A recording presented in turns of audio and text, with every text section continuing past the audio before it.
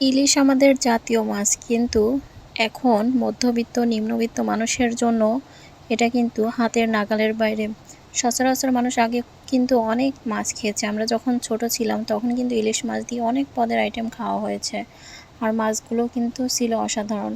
তো আমি আজকে আপনাদের সাথে রান্না করে দেখাবো ইলিশ পোলাও। তো আসসালামু আলাইকুম, অনেক পরে কিন্তু আপনাদের সাথে সালাম বিনিময় হচ্ছে। সবাই কেমন আছেন? আমি আলহামদুলিল্লাহ অনেক ভালো আছি। ইলিশ মাছটা আসলে খুবই ভালো ছিল। খাওয়ার পরে আমি যেহেতু ভয়েসটা দিচ্ছি, সেই প্রেক্ষিতে আমার কাছে রান্নাটা অনেক ভালো লেগেছিল।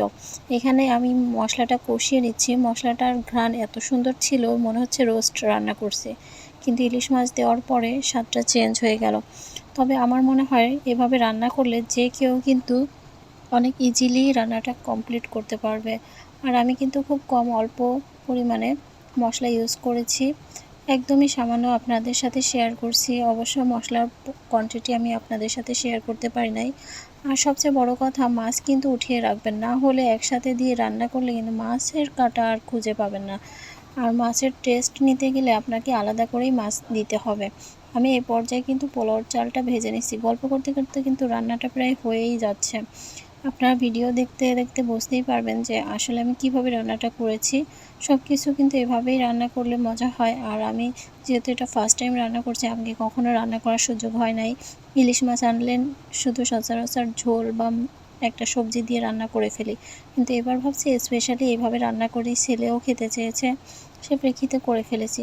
তো আলহামদুলিল্লাহ খুব ভালো হয়েছে। আর এই যে আমি পরিমাণ মতো পানি দিয়েছিলাম দেখে ভাতটা কিন্তু অনেক ঝরঝরাও হয়েছিল। আর শেষ হয়ে যাচ্ছে রান্নাটা, শেষের দিকে আমি কিন্তু ঘি আর মাছটা কিন্তু দিয়ে নেব। মাছটা অবশ্যই চেষ্টা করবেন ভাতটা একটু উঠিয়ে নিয়ে মাঝে দিতে। আর এভাবে দিলে কিন্তু মাছের ঘ্রাণটাও পুরো পোলাওতে ঢুকবে, আর খেতেও ভালো লাগবে, মাছ ভাঙবে না। তো প্রায় হয়ে এসেছে। আমার রান্নাটা কেমন হয়েছে অবশ্যই আপনারা কমেন্ট করে জানাবেন। তো আমরা খেয়ে অবশ্যই দেখেছি এটা অনেক ভালো হয়েছে। আর এভাবে রান্না করলে খুব ইজিলি রান্না করতে পারবেন।